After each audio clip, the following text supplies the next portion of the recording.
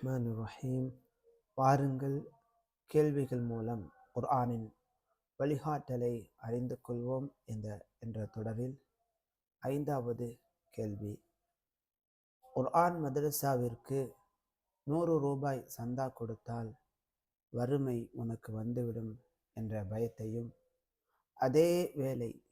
அதே சமயம் ஸ்கூல் மற்றும் காலேஜுகளுக்கு பல ஆயிரங்களை செலவு செய்வதால் ஒரு பாதிப்பும் இல்லை என்ற எண்ணத்தையும் அல்லாஹ் பாதுகாத்த மூமினான மக்களை தவிர பெரும்பாலான மக்கள்கிட்ட இந்த நிலை தான் காணப்படுது. பெரிய செல்வந்தராக இருப்பாங்க, அவங்க பள்ளிவாசல் கட்டுமான பணிக்கு அல்லது நிர்வாக பணிக்கு அல்லது பொது பணிகளுக்கு அல்லது குர்ஆன் மதரசாவிற்கு அல்லது மகன் ஓதக்கூடிய குர்ஆன் மதரசாவுக்கு மாதம் மாதம் மிக குறைந்த ஃபீஸ் வைக்கப்பட்டிருந்தால் அதை கொடுக்கறதுல பெரும்பாலான செல்வந்தர்கள் நடுத்தர மக்களுக்கு கஷ்டம் ஏற்படுறதை பார்க்குறோம், அல்லாஹ் பாதுகாத்த மக்களை தவிர. ஆனால் அதே சமயத்தில் ரொம்ப ஆடம்பரமாக பேருக்கு பகட்டுக்கு நல்ல ஸ்கூலில் என்ன செஞ்சுருப்பாங்கன்னா, கிராண்டான ஒரு ஸ்கூலில் படிக்க வச்சுருப்பாங்க. பல 1000 ரூபாய்களை செலவு செய்வாங்க. அவங்களுடைய மாதாந்திர உணவுக்கான செலவினத்தை விட அதிகமான செலவுகளை பிள்ளைகளை படிக்க வைக்கிறதுல பேருக்காக, எங்கள் மகன் இந்த ஸ்கூலில் படிக்கிறான் என்று அவங்க பெருமையை பாராட்டி பேசுவதற்காக பெரிய பெரிய ஸ்கூலெல்லாம் அவங்க சேர்க்குறாங்க. ஆனால் அதுக்கு பல ஆயிரங்களை செலவு செய்கிறாங்க. அதனால் அவங்க உள்ளத்தில் எந்த ஒரு பாதிப்பான எண்ணமும் ஏற்படுறது கிடையாது. உன் ஏழையான உறவினருக்கு உதவி செய்தால் உனக்கு வறுமை வந்துவிடும் என்ற பயத்தை. பொதுவாக உறவினர் ஒரு குறைந்த அளவிற்கான ஒரு உதவியை கேட்டிருப்பாங்க. ஆனால் அந்த குறைந்த அளவிற்கான ஒரு 1000மோ 2000மோ அதை கொடுக்கறதுக்கு மனதில் அவ்வளோ கஷ்டமான நிலை ஏற்படுது, அல்லாஹ் பாதுகாத்த மக்களை தவிர. ஆனால் அதே சமயத்தில் இன்னொரு பக்கம் பார்த்தோம்னு சொன்னால், நேரத்தை வீணாக்கும் கேபிள்காரனுக்கு 1000 ரூபாய் அதை கொடுக்கணும் என்று அவங்க கரெக்டாக கொடுத்துட்றாங்க. ஒரு பக்கம் நன்மையான காரியம், நிலையான தர்மம், அதுக்கு கொடுக்க மனசு முன் வர்றதில்லை. ஆனால் அதே சமயத்தில் சினிமா, பாடல், தேவையற்ற விஷயங்கள், நேரத்தை வீணாக்கக்கூடிய விஷயங்கள் கொண்ட இந்த கேபிள்காரனுக்கு கரெக்டாக மாதம் ஆயிட்டா 1000 ரூபாய் அந்த ஃபீஸை கரெக்டாக கொடுத்துட்றாங்க. அது கொடுக்கலைன்னா அது கட்டாயிரும், அப்புறம் நேரம் போகாது என்ற எண்ணமெல்லாம் அவங்க உள்ளத்தில் ஏற்படுது.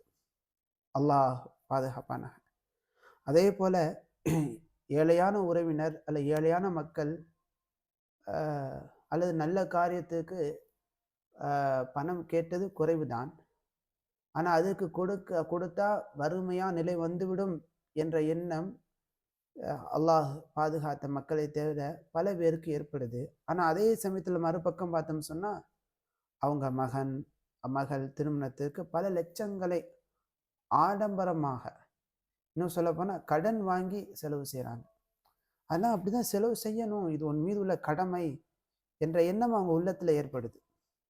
இப்போ இவ்வாறெல்லாம் நன்மைக்கு செலவு செய்யும் போது பயத்தையும், தீமைக்கு அல்லாஹ் பாதுகாத்தவங்களை தவிர தீமைக்கு அல்லது பகட்டிற்கு அல்லது ஆடம்பரத்துக்கு செலவு செய்யும் போது உற்சாகத்தையும் கடமை உணர்வையும் ஏற்படுத்துபவன் யார்?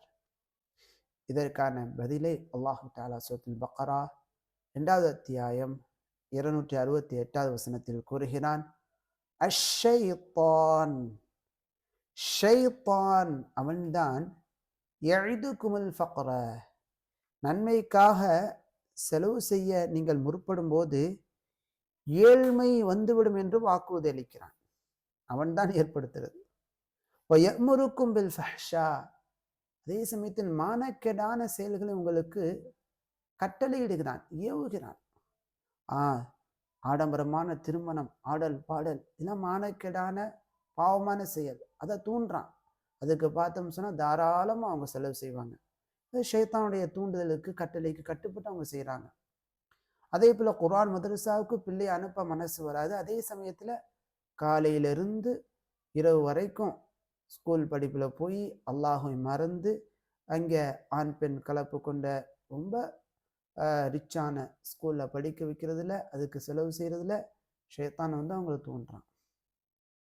அல்லாஹ் பாதுகாத்தவங்களை தவிர நல்ல ஸ்கூலில் படிக்க வைக்கிறதுல தவறு கிடையாது. மார்க்கத்துக்கும் கரெக்டான அவங்க கொடுக்க வேண்டிய கடமையை கொடுக்குறாங்க. செலவு தான தர்மங்கள் பண்ணுறாங்க. அதே போல் அல்லாஹ் கொடுத்த செலவத்தை வைத்து பிள்ளை நல்ல ஸ்கூலில் ஒழுக்கமான கல்லூரியில் படிக்க வைக்கிறாங்கன்னா அது நல்லது. அது தவறு கிடையாது. ஆனால் அதுக்கு மாற்றமா பிள்ளைகளை வந்து மார்க்கத்தை மார்க்கம் கற்றுக்கொள்வதை புறக்கணிக்க செய்து ஒரே படிப்பு, மௌட்டிக படிப்பு, ஆண் பெண் கலப்பு கொண்ட படிப்பு, அதை நீ படி, அதான் முக்கியம் என்ற மாதிரியான சிந்தனை. அதற்கு அதிகமாக செலவு செய்கிறது. அங்கே ஆண் பெண் கலப்போட பிள்ளைகள் பொம்பளை பிள்ளையோட பேசுறது பழகிறதுலாம் அவங்க சகஜமாக இருக்கும். அதே போல் கேபிள், அதே போல் வந்து ஆடம்பர திருமணம், இந்த மாதிரியான பாவங்கள் இவற்றை தான் ஷைத்தான் ஏவுகிறான். ஆனால் அல்லாஹு யஇதுகுமுல் மக்ஃபிரஹ், அல்லாஹு தஆலா மின்ஹு அவனிடமிருந்து பாவ மன்னிப்பை உங்களுக்கு வாக்குறுதி அளிக்கிறான். வஃபضல அருளை, கிருபையை வாக்குறுதி அளிக்கிறான். அல்லாஹு வாசிஉன் அலீம், அல்லாஹ் மிக விசாலமானவன், விசாலமாக கொடுப்பவன், மிக ஞானமிக்கவன், மிக அறிந்தவன். இந்த வசனத்திலிருந்து நமக்கு கிடைக்கும் பயன்கள், நல்ல காரியங்களுக்கு தர்மம் செய்யும் போது ஏற்படும் தடை எண்ணங்களை, அதாவது ஷைத்தானுடைய எண்ணங்களை கொடுக்கக்கூடாது, செலவு செஞ்சா வறுமை வந்துவிடும், இந்த மாதிரியான எண்ணங்களை தகத்தெறிந்து தாராளமாக செலவு செய்ய வேண்டும். பயனற்றவைகளுக்கு, ஆடம்பர